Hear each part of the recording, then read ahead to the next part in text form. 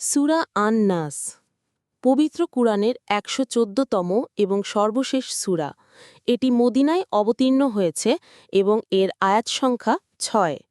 এই সূরাটিতে প্রকাশ্য এবং অপ্রকাশ্য সকল প্রকার অনিষ্ট থেকে আল্লাহর কাছে আশ্রয় প্রার্থনার শিক্ষা দেওয়া হয়েছে।